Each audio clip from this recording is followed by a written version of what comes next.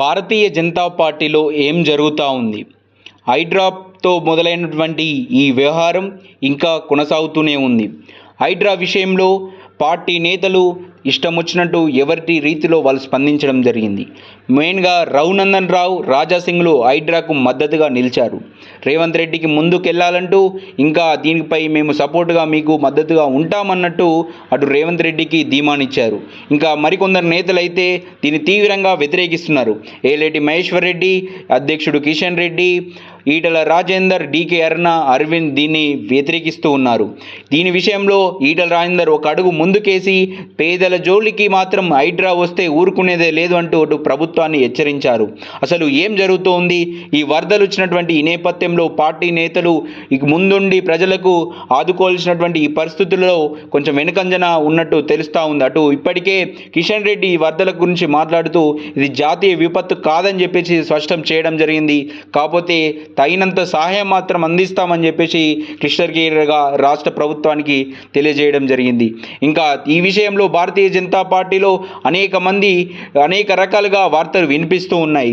ముఖ్యంగా ప్రెస్ మీట్లు పెట్టొద్దని చెప్పి అటు పార్టీ నేతలకు ఆంక్షలు విధించినట్టు తెలుస్తూ ఉంది.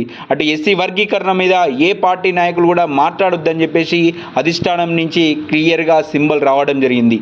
ఇంకా ఇలాంటి సందర్భంలో భారతీయ జనతా పార్టీలో పుట్టకోలు గుట్టకోలు అన్నట్టు పార్టీ నేతలు విడిపోతున్నట్టు తెలుస్తూ ఉంది. ఇప్పటికే ఏలేటి మహేశ్వర్ రెడ్డి ప్రెస్ మీట్ పెట్టకుండా ఆపిన నేతలు అతను ఒక బయట ప్రెస్ మీట్ పెట్టుకునే పరిస్థితి ఇప్పుడు నెలకొంది. అలకతో ఏలేటి మహేశ్వర్ రెడ్డి ఉన్నట్టు తెలుస్తూ ఉంది.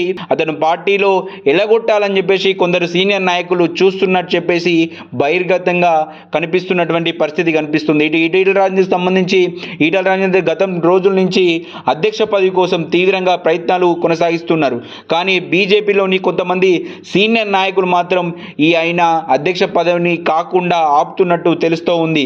ఏదైతే గతంలో ఉన్నటువంటి కిషన్ రెడ్డికి సంబంధించిన వర్గాన్నే మళ్ళీ అధ్యక్షుడిగా చేయాలనే ఆలోచన మాత్రం అటు ఆర్ఎస్ఎస్ ఇంకా మిగిలిన వర్గాలు ఉన్నట్టు తెలుస్తూ ఉంది. ఎట్లయితే కిషన్ రెడ్డి ఆధ్వర్యంలోనే పార్టీ పూర్తిగా ఉంటుంది, కిషన్ రెడ్డి చెప్పినట్టే పార్టీ నడుచుకునే అవకాశం ఉంటుంది కాబట్టి ఆయన వర్గాన్నే ముందుకు తీసుకొచ్చే అవకాశం ఉన్నట్టు ప్రధానంగా కనిపిస్తుంది. ఇటు ఈటల రాజేందర్ని కనుక రాష్ట్ర అధ్యక్షుడిని చేస్తే పార్టీ పూర్తిగా తన చేతుల నుంచి పోతుంది అని చెప్పేసి అధ్యక్షుడిని చేయకుండా ఆపేందుకు పార్టీకి సంబంధించిన సీనియర్లు అడ్డుకుంటున్నట్టు తెలుస్తూ ఉంది.